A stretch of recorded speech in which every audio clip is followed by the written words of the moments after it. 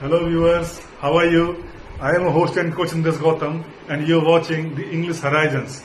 In this video, I have brought for you the explanation of stanza number 2 of the poem On His Blindness by John Milton.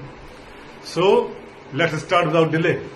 So viewers, as usual, we read the stanza first. Doth God exact, deliver, light denied? I fondly ask. But patience to prevent that murmur soon replies, God doth not need either man's work or his own gifts. Who best bear his mild yoke, they serve him best. Let's see the word meanings. Exact, to demand, मांग करना. Denied, deprived, वंचित. Fondly means in a silly way, मूर्खता पूर्वक. Patience, ability to stay calm. यहां पे इसका मतलब hear the voice of soul, धैर्य, जो कि आत्मा की आवाज होता है. Prevent means to check, रोकना. Murmur means mumbling, बड़बड़ाना या शिकायत करना. योग, योग होता है जुआट, जो बैलों के कंधे पर रखा जाता है, पर यहां उसका मतलब है भार से, बर्डन, रिस्पॉन्सिबिलिटी, जिम्मेदारी. तो इस स्टैंजा का हम हिंदी में अर्थ समझ लेते हैं. Doth God exact deliver light denied? Milton के मन में आंखों की रोशनी चले जाने की वजह से ईश्वर की व्यवस्था के प्रति संदेह या सवाल पैदा होते हैं, तो पूछते हैं, क्या doth God exact deliver light denied? Light denied मतलब आंखों की रोशनी से वंचित व्यक्ति से परिश्रम की उम्मीद करते हैं ईश्वर? आई फॉन्डली आस्क, मैं मूर्खता पूर्वक या बचकाने पूर्ण ढंग से पूछता हूं, मिल्टन खुद कहते हैं. But patience to prevent that murmur, लेकिन पेशेंस सून रिप्लाइज. पेशेंस मतलब धैर्य होता है, यहां मतलब अंतरात्मा की आवाज. टू प्रिवेंट रोकती है, रोकने के लिए. दैट मर्मर, वो अंदर जो बड़बड़ाहट चल रही थी ईश्वर के व्यवस्था के प्रति या उसके इस कदम के प्रति कि उसने उसकी अन्याय के प्रति कि उसने उसकी आंखों की रोशनी छीन ली, तो उस मर्मर को रोकने के लिए पेशेंस जो है तुरंत जवाब देती है. क्या? God doth not need either man's work. God को जरूरत नहीं है आइदर मैन्स वर्क, या ना तो किसी व्यक्ति के कार्य की, और हिज ओन गिफ्ट्स, और ना ही उसने ईश्वर ने जो मनुष्य को जो भी उपहार, योग्यताएं, क्षमताएं या गिफ्ट्स दे रखे हैं, उन सब की ईश्वर को कोई जरूरत नहीं है. वो उनके बदले में किसी से कुछ नहीं चाहता है. Who best bear his mild yoke, they serve him best. Who best, जो लोग बेयर यानी बर्दाश्त करते हैं, हिज माइल्ड योक, उसके हल्के भार को. हल्का भार किस प्रकार से आता है? ये लोगों की जिंदगी में कठिनाई के रूप में, समस्या के रूप में, विभिन्न प्रकार के कष्टों के रूप में. तो उन कष्टों को जो लोग शांति से बर्दाश्त कर लेते हैं, दे सर्व हिम बेस्ट, वे ईश्वर की सबसे अच्छी सेवा करते हैं, और उसके लिए ईश्वर के लिए कुछ भी करने की जरूरत और कुछ करने की जरूरत नहीं होती है. कहना मतलब यह है कि यहां ईश्वर, मनुष्य ईश्वर के लिए कर ही क्या सकता है? ईश्वर तो खुद ही सर्वशक्तिमान है, और ऐसा सोचना कि हम ईश्वर के लिए कुछ करेंगे, ये अपनी मूर्खता ही है, और ईश्वर भी हमसे कुछ भी चाहता नहीं है. तो ये इसका हिंदी में मतलब था. So dear viewers, this is the second stanza of the poem On His Blindness by John Milton. You can see it, and please note it down, getting closer to the board. On His Blindness. Second stanza, doth God exact deliver, ... they serve him best. Reference, this stanza has been selected from the poem On His Blindness, composed by John Milton. ये जो stanza है, ये चुना गया है poem, Kavita on his blindness से, जिसे कि जॉन मिल्टन ने रचित किया है। कॉन्टेक्स्ट क्या है? This stanza expresses the restoration of the poets shaken faith in God. This stanza, ये जो स्टैंजा है ये अभिव्यक्त करता है रेस्टोरेशन यानी पुनर्स्थापना की।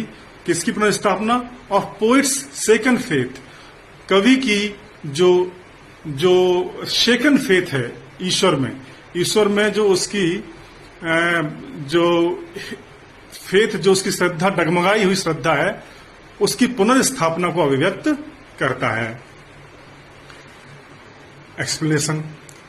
Loss of eyesight fills Milton with grief and grudge. आंखों की रोशनी का जाना मिल्टन को दुख और कुड़हन से भर देता है। He first take it as God's injustice to him. वह शुरुआत में इसको ऐसे लेता है जैसे ईश्वर ने उसके प्रति अन्याय किया है।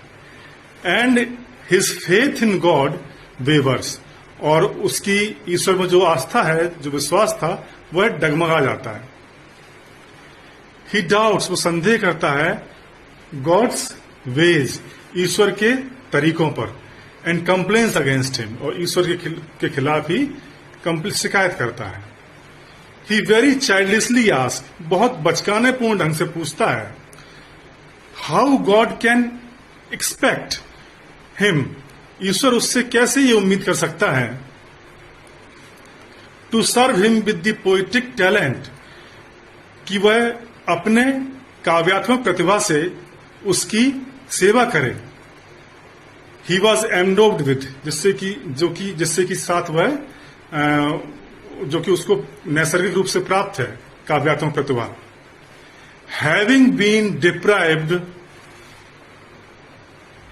ऑफ हिज आईसाइट, मतलब आंखों की रोशनी से वंचित किए जाने के बाद भी ईश्वर कैसे उससे ये उम्मीद कर सकता है कि वह अपनी प्रतिभा का प्रयोग वह ईश्वर की सेवा में करे। For a moment Milton gets filled with rebellious thoughts.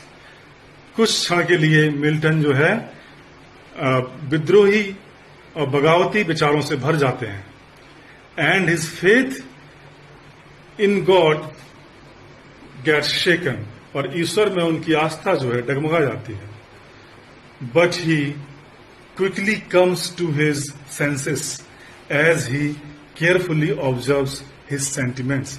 लेकिन जैसे ही मिल्टन अपनी भावनाओं पर ध्यान देते हैं, वो तुरंत अपने होश में आ जाते हैं और वह अपनी बात को समझ जाते हैं। Wisdom dawns upon him and the murky clouds of doubt are cleared. उनके ऊपर विवेक का उदय होता है या उनका विवेक जागता है और संदेह के काले बादल छट जाते हैं। Murky clouds of doubt are cleared. He realises, वो महसूस करते हैं क्या? द ट्रूथ, उस सत्य को, दैट गॉड नाइदर नीड्स, कि ईश्वर को ना तो जरूरत है एनी वन सर्विस, किसी की सेवा की, नॉर डज ही एक्सपेक्ट, ना ही वो उम्मीद करते हैं, anything in return of his gifts, ना ही वह अपने उपहारों के बदले किसी कार्य की उम्मीद करते हैं, किसी वस्तु की उम्मीद करते हैं। What can be given to the Almighty? आखिर सर्वशक्तिमान को क्या दिया जा सकता है? One who endures all the misfortunes, वह व्यक्ति जो सारे दुखों को बर्दाश्त करता है, with no qualm, बिना किसी संदेह के, and complaint, शिकायत के, serves God best, ईश्वर की सबसे अच्छी सेवा करता है। Sufferings कम टू टेस्ट, जो परेशानियां हैं, जो कष्ट हैं, वो हम ये चेक करने, ये टेस्ट करने, या इसका परीक्षण लेने किसका परीक्षण लेने आते हैं? Test the strength of our faith in God, ईश्वर में हमारी आस्था की शक्ति को परखने के लिए कष्ट और सफरिंग्स जो है हमारी जिंदगी में आती हैं। Blind faith may waver in the absence of wisdom. जो अंधश्रद्धा है, अंध व्यक्ति है, वह तो डगमगा सकती है विवेक के अभाव में। While the faith obtained through wisdom, लेकिन जो आस्था, जो श्रद्धा विवेक के द्वारा प्राप्त की जाती है, रिमेन्स फर्म, वो हमेशा दृढ़ रहती है, स्थिर रहती है। इन द मोस्ट वियमेंट स्टॉर्म्स, सबसे ज्यादा भयानक और तेज तूफानों में भी, इन लाइफ, जीवन के भयानक से भयानक तूफानों में भी ऐसी आस्था जो है, श्रद्धा दृढ़ रहती है। वी शुड ग्लैडली एक्सेप्ट, हमें खुशी से स्वीकार करना चाहिए, जॉयज एंड सोरोज, आनंद और दुख, एज गॉड्स विल, ईश्वर की इच्छा के रूप में।